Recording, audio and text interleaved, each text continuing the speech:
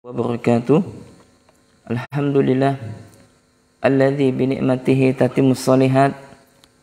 Asyhadu an la ilaha illallah wahdahu la syarikalah wa asyhadu anna Muhammadan abduhu wa rasuluhu la nabiyya ba'dah. Allahumma salli wa sallim wa barik ala nabiyina Muhammadin wa ala alihi wa ashabihi wa man tabi'ahum bi ihsanin ila yaumiddin, amma ba'. Jamaah yang semoga senantiasa dirahmati oleh Allah Subhanahu wa taala. Kembali kita akan melanjutkan kajian terakhir Ramadan yang mana kita masuk pada pertemuan ke-11. Sekarang kita masuk Ramadan yang ke-7. Mudah-mudahan Allah Subhanahu wa taala memberikan kekuatan kepada kita untuk melakukan berbagai macam amalan ketaatan. Qala musannif, yaitu berkata penulis kitab ini, yaitu Syekh Dr. Wahid bin Abdissalam Bali hafizahullah. Setelah beliau menjelaskan kepada kita yaitu tentang masalah seputar sungai-sungai dan mata air di surga, maka beliau membawakan fasal berikutnya, yaitu tentang sifat telaga Nabi sallallahu alaihi wa ala alihi wasallam. Ya, masuk kepada fasal yang ke-11. Fasal ke-12 maksudnya, yaitu tentang sifat telaganya Nabi sallallahu alaihi wa ala alihi wasallam. Allah Subhanahu wa taala berfirman di dalam Al-Quran surah Al-Kautsar yang berbunyi, Qala ta'ala, Inna a'tainakal kautsar fasalli li rabbika wanhar inna syani'aka huwal abtar. Yang artinya, sungguh kata Allah, kami telah memberimu Muhammad nikmat yang banyak, maka laksanakanlah salat karena Rabbmu dan berkorbanlah sebagai ibadah dan mendekatkan diri kepada Allah. Sesungguhnya orang-orang yang membencimu, dia adalah yang terputus dari rahmat Allah. Maka di dalam ayat ini yang menjadi dalil adalah bahwasanya Allah Subhanahu wa taala telah memberikan kepada Nabi yang mulia Nabi Muhammad sallallahu alaihi wa ala alihi wasallam adalah Al-Kautsar, yaitu telaga Al-Kautsar. Ya. Kemudian di dalam sebuah hadis disebutkan dari Abdullah bin Amr bin Al-As radhiyallahu anhuma anna Rasulullah sallallahu alaihi wa ala alihi wasallam bersabda, yaitu Nabi sallallahu alaihi wasallam bersabda, haudi masiratun syahrin. Nabi sallallahu alaihi wasallam menyebutkan ya bahwasanya telagaku, kata Nabi, sejauh perjalanan sebulan. Masya Allah ya, jadi telaga Nabi itu sejauh perjalanan sebulan. Ma'uhu abyadu minal labani, dan airnya lebih putih daripada susu. Wa rihuhu atyabu minal misk, ya, dan aromanya lebih harum daripada minyak kasturi, berarti wangi. Wa kizanuhu kanujumis sama, dan ceretnya ya cawan-cawannya sebanyak bintang di langit. Man syariba minhu fala yazma'u abadan. Maka kata Nabi sallallahu alaihi wasallam, barang siapa yang meminum air dari telaga beliau, maka tidak akan haus untuk selama-lamanya. Maka dalil ini menunjukkan bahwasanya telaga Nabi sallallahu alaihi wasallam yang pertama jaraknya itu ya sejauh perjalanan sebulan. Ya maksudnya apa? Ya mungkin panjangnya ini. Ya sejauh perjalanan sebulan.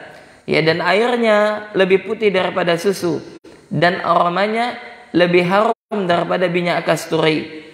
Ya, ceretnya sebanyak bintang di langit. Maka siapa yang minum darinya, maka dia tidak akan dahaga selama-lamanya. Kemudian hadis berikutnya dari Anas radhiyallahu taala anhu meriwayatkan bahwasanya Nabi Shallallahu Alaihi Wasallam bersabda, luas telagaku seperti antara Ailah dan Son'a di Yaman. Di dalamnya terdapat cerat-cerat sebanyak jumlah bintang di langit. Ini adalah dalil yang menunjukkan tentang bahwasanya Nabi Shallallahu Alaihi Wasallam itu memiliki telaga, dan luas telaganya itu seperti antara Ailah dan Son'a. Ya berarti tadi panjangnya, ya memerlukan perjalanan sebulan. Ya. Kemudian dalil yang berikutnya hadis ke-45, yaitu dari Abu Hazim meriwayatkan dari Sahal bin Sa'ad bahwasanya Nabi sallallahu alaihi wasallam bersabda, Nabi menyebutkan, inni faratukum alal haudi, aku datang lebih dahulu daripada kalian di telaga, man marra alayya syariba, maka barang siapa yang lewat di hadapanku maka dia akan meminum air dari telaga tersebut. Wa man syariba, ya, dan siapa yang minum, maka kata Nabi, lam yazma abadan, maka dia tidak akan merasakan dahaga selamanya. Jadi barang siapa yang meminum air dari telaga Nabi, maka dia tidak akan merasakan dahaga selamanya. Kenapa jemaah? Nanti perjalanan kita ini, ya nanti sampai penghisapan nanti. Jadi setelah kita dibangkitkan dari kubur kita, ya maka nanti kita menunggu mahkamah Allah Subhanahu wa taala. Ya, kita menunggu hukum mahkamah, yaitu pengadilan Allah Azza wa Jalla, dan tidak tahu berapa lama nanti, ya yang jelas dalam waktu yang lama, sehingga nanti manusia mereka dibangkitkan dalam keadaan tanpa berbusana, dan dalam keadaan tanpa beralas kaki, dan dalam keadaan tanpa dikhitan. Artinya kita semuanya telanjang bulat, yang dikumpulkan dari zamannya Nabi Adam alaihissalam sampai manusia yang bertemu dengan hari kiamat, yang menjadi satu. Maka nanti bumi Allah ganti bumi yang lain, langit Allah ganti dengan langit yang lain. Nanti tidak ada lautan, ya tidak ada pepohonan, ya tidak ada gunung-gunung, semua rata di alam padang mahsyar. Ya, nah nanti mereka yang akan meminum telaganya Nabi Shallallahu Alaihi Wasallam, maka mereka tidak akan haus dalam kondisi seperti itu. Ya, maka kata Nabi Sallallahu Alaihi Wasallam, la yaridanna alayya aqwamun a'rifuhum wa ya'rifuni. Kemudian kata Nabi Sallallahu Alaihi Wasallam, sungguh, ya, beberapa golongan datang kepadaku, aku mengenal mereka dan mereka mengenalku. Kemudian kata Nabi Sallallahu Alaihi Wasallam, thumma yuhalu baini wa bainahum, kemudian mereka menghilang antara diriku dan mereka. Artinya nanti ada sebagian di antara umat Nabi Muhammad sallallahu alaihi wasallam yang diusir oleh malaikat, ya, yang mana ketika dia hendak mendekat ke telaganya Nabi sallallahu alaihi wasallam, ketika dia hendak mendekat, ya, ke telaga Nabi sallallahu alaihi wasallam, ya, maka malaikat mengepakkan sayapnya, maka mereka semuanya menjauh, ya, diusir dari telaga Nabi sallallahu alaihi wasallam. Disebutkan oleh para ulama kita, mereka yang terusir dari telaga Nabi sallallahu alaihi wasallam adalah orang-orang yang melakukan amalan-amalan bid'ah yang tidak ada tuntunan daripada Nabi sallallahu alaihi wasallam, ya, yang mana mereka melakukan satu amalan yang tidak dicontohkan oleh Nabi sallallahu alaihi wasallam. Ya, ada juga mengatakan mereka adalah pelaku maksiat, ya, yang mereka menghabiskan waktunya dengan perbuatan maksiat. Ya, maka kita berlindung kepada Allah Subhanahu wa taala daripada perbuatan amalan yang tidak ada contohnya daripada Nabi sallallahu alaihi wasallam, ya, dan juga dari perbuatan maksiat. Kemudian jemaah, ya, semoga senantiasa dirahmati oleh Allah Subhanahu wa taala.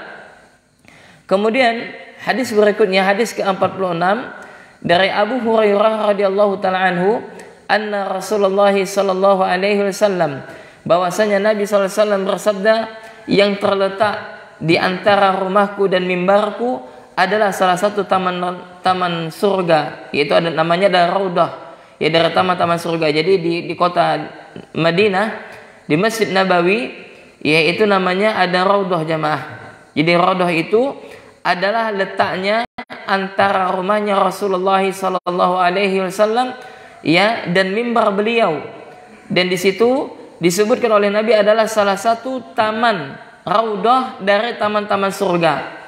Ya makanya kalau mudah-mudahan Allah Subhanahu wa taala memanggil kita ya bisa melaksanakan ibadah haji atau umrah, jadi Allah yang memanggil ya, jadi bukan berarti dengan ya terkadang banyak orang yang punya uang tapi hatinya tidak tergerak untuk berangkat ke sana. Kenapa? Karena tidak dipanggil oleh Allah Subhanahu wa taala. Maka nanti mereka ya para penziarah tersebut biasanya ya dituntun untuk masuk ke dalam Raudhah, dan masuk dalam Raudhah itu pun ada ketentuan dari pihak sana ya. Nah, mudah-mudahan ya kita bisa ke sana. Kenapa? Karena Raudhah itu adalah salah satu di antara taman-taman surga. Subhanallah. Ya maka kita diperintahkan di sana untuk memperbanyak berdoa kepada Allah Subhanahu wa taala. Dan mimbarku terletak di atas telagaku, kata Nabi.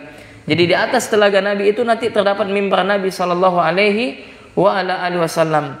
Kemudian jemaah, pada hadis berikutnya, hadis ke-47 dari Asma binti Abu Bakar Siddiq radhiyallahu taala anhuma, dia mengatakan bahwasanya Nabi sallallahu alaihi wasallam bersabda, "Inni 'alal haudhi." Nabi menyebutkan, sesungguhnya aku berada di atas telagaku, sehingga aku melihat orang yang mendatangiku dari antara kalian. Ya, sesungguhnya aku melihat ya bahwasanya ya sesungguhnya aku melihat orang yang mendatangiku dari antara kalian, dan segolongan orang dihalangi mendekatiku. Maka aku katakan ya kepada malaikat, maka aku mengatakan, kata Nabi sallallahu alaihi wasallam, "Wahai Rabb, mereka termasuk golonganku dan umatku." Maka dijawab, "Apakah engkau tahu apa yang mereka lakukan sepeninggalanmu?" "Demi Allah, mereka kembali ke belakang, mereka dalam keadaan murtad." Nah, ada juga yang mengatakan bahwasanya mereka adalah orang yang murtad. Ya, yang diusir dari telaga Nabi sallallahu alaihi wasallam adalah orang-orang yang murtad. Maka mereka ya diusir, mereka tidak diperkenankan untuk mendekat kepada telaganya Nabi sallallahu alaihi wasallam. Maka kita berlindung jamaah, kita berdoa kepada Allah Subhanahu wa taala agar Allah menjaga agama kita, agar kita jangan sampai murtad, wal iyadzubillah, summa na'udzubillah. Kemudian hadis berikutnya, hadis ke-48 dari Abu Dzar radhiyallahu taala anhu, bahwasanya dia menceritakan, aku pernah bertanya kepada Rasulullah sallallahu alaihi wasallam, "Ya Rasulullah, wahai Rasulullah, apakah yang dimaksud dengan bejana-bejana di surga?" Maka Nabi sallallahu alaihi wasallam menjawab, "Demi zat yang jiwa Muhammad berada di tangannya, sungguh bejana-bejananya lebih banyak dibandingkan jumlah bintang di langit." Jadi nanti bejana-bejana di surga itu lebih banyak daripada jumlah bintang di langit, yaitu di malam yang gelap lagi cerah. Siapa yang minum dari bejana surga, maka tidak akan dahaga selamanya. Di dalamnya ia dialiri 2 talang air dari surga. Jadi di dalam ya bejana tersebut ia dialiri 2 talang air dari surga. Siapa yang minum darinya, maka dia tidak akan merasa dahaga. Luasnya seperti panjangnya, seperti panjangnya. Ya, jadi panjang dan luasnya itu sama antara Aman hingga Ailah. Airnya lebih putih daripada susu dan lebih manis daripada madu. Nah, ini disebutkan oleh Nabi sallallahu alaihi wasallam tentang bejana-bejana yang ada di dalam surga. Kemudian jemaah, hadis selanjutnya adalah hadis ke-49, bahwasanya Thauban radhiyallahu taala anhu menceritakan bahwasanya Nabi sallallahu alaihi wasallam bersabda, "Telagaku seluas antara Adan hingga Aman, dan lebih manis daripada madu, warnanya lebih putih daripada susu, gelas-gelasnya sebanyak bintang gemitang di langit. Siapa yang minum darinya, maka tidak akan merasa dahaga setelah itu selamanya. Manusia yang mula-mula datang kepadaku adalah orang-orang yang fakir dari kalangan muhajirin, yang kusut rambutnya, kotor pakaiannya, yang tidak dibukakan untuk mereka pintu yang tertutup, tidak dinikahkan dengan wanita-wanita yang berkecukupan, orang-orang yang memberikan segala yang wajib bagi mereka, namun tidak diberikan apa yang menjadi hak mereka. Nah, di sini Nabi Shallallahu Alaihi Wasallam mengabarkan kepada kita di dalam riwayat yang lain, yaitu dari sahabat yang bernama Thauban radhiyallahu taala anhu, bahwasanya Nabi menyebutkan yang pertama telaga beliau itu seluas antara Adan ya hingga Aman. Ya, kemudian yang kedua manisnya daripada madu. Maksudnya manisnya melebihi manisnya madu dan warnanya putih melebihi putih daripada susu. Dan gelasnya sebanyak bintang-bintang di langit. Siapa yang meminumnya maka dia tidak akan haus untuk selama-lamanya. Maka orang yang pertama kali yang akan datang ke telaga Nabi sallallahu alaihi wasallam adalah orang yang fakir miskin dari kalangan muhajirin, yang mana ketika di dunia ya mereka adalah orang-orang saking miskinnya ya rambut mereka kusut dan pakaian mereka kotor. Kenapa? Karena tidak ada lagi pakaian kecuali hanya beberapa helai, ya mungkin 2 helai pakaiannya, ya atau 3 helai atau mungkin 1 helai. Ya orang miskin, orang fakir, ya fakir miskin, ya. Kemudian setelah itu kata Nabi SAW, dan kalaulah dia hendak ya meminta, ya kalaulah dia hendak bermain ke rumah orang yang lain, maka pintu rumah orang lain itu tertutup. Kenapa? Tidak mau menerima dia sebagai tamu. Dan kalaulah dia hendak menikahi para wanita, maka wali-wali wanita ini tidak mau menikahkan anaknya kepada dia. Kenapa? Karena fakir miskin. Ya, kemudian kata Nabi SAW, ya maka orang-orang yang memberikan segala yang wajib bagi mereka, maksudnya apa? Mereka mendapatkan zakat, ya, dan mereka tidak diberikan kepada apa yang menjadi hak mereka. Ya mungkin misalkan hak yang lain, maka tidak diberikan kepada mereka. Nah, orang yang seperti inilah yang nanti pertama kali akan datang ke telaga Nabi sallallahu alaihi wasallam. Kemudian hadis yang terakhir jamaah, dan ini sebagai penutup, yaitu hadis yang ke-50 dari Uqbah radhiyallahu taala anhu. Dia menceritakan, dia mengatakan bahwasanya anna Nabiyya sallallahu alaihi wasallam kharaja yauman, bahwasanya Nabi sallallahu alaihi wasallam pernah satu hari keluar ya untuk salat. Jadi Nabi sallallahu alaihi wasallam ya keluar pada suatu hari untuk salat, yaitu apa? Menyolatkan jenazah, yaitu salah seorang mujahidin pada perang Uhud. Lalu beliau naik ke atas mimbar seraya bersabda. Jadi setelah melaksanakan salat jenazah, maka Nabi naik di atas mimbar. Maka Nabi bersabda, Nabi menyebutkan, sesungguhnya aku mendahului kalian, aku sebagai saksi atas kalian. Sesungguhnya aku demi Allah melihat telagaku sekarang, dan aku diberi dan aku diberikan kunci-kunci perbendaharaan bumi. Sesungguhnya aku demi Allah tidak mengkhawatirkan kalian berbuat syirik sepeninggalanku, tapi yang aku khawatirkan atas kalian ialah bila kalian saling memperebutkannya. Maksudnya apa? Memperebutkan tentang masalah harta benda dunia. Kemudian jemaah, semoga senantiasa dirahmati oleh Allah Subhanahu wa taala. Dalil ini menunjukkan kepada kita bahwasanya Rasulullah sallallahu alaihi wasallam itu mengetahui perkara yang gaib. Dan ingat, ketika Nabi mengetahui perkara yang gaib, maka Nabi diberitahu oleh Allah Subhanahu wa taala. Nabi diberitahu oleh Allah Subhanahu wa taala. Jadi yang menyampaikan, yang mengetahui perkara gaib itu adalah Allah. Ketika Nabi mengetahui perkara yang gaib, maka Allah Subhanahu wa taala ya yang memberikan kabar kepada nabinya. Ya, sehingga Rasulullah mengetahui bahwasanya beliau akan mendahului para sahabat, dan beliau telah melihat telaga beliau sekarang, dan beliau telah diberikan kunci-kunci perbendaharaan bumi. Akan tetapi beliau tidak mau mengambilnya. Ya, akan tetapi Nabi SAW mengkhawatirkan bahwasanya umat beliau akan terlena tentang kehidupan daripada dunia ini. Kemudian jemaah, ya semoga senantiasa dirahmati oleh Allah Subhanahu wa taala. Inilah sekilas tentang sifat telaganya Nabi sallallahu alaihi wasallam. Dan di dalam periwayatan hadis yang disebutkan oleh muallif, ya terkadang hadisnya lafaznya diulang-ulang. Ya, kenapa? Karena yang meriwayatkannya itu lebih dari satu orang sahabat. Jadi seperti itu.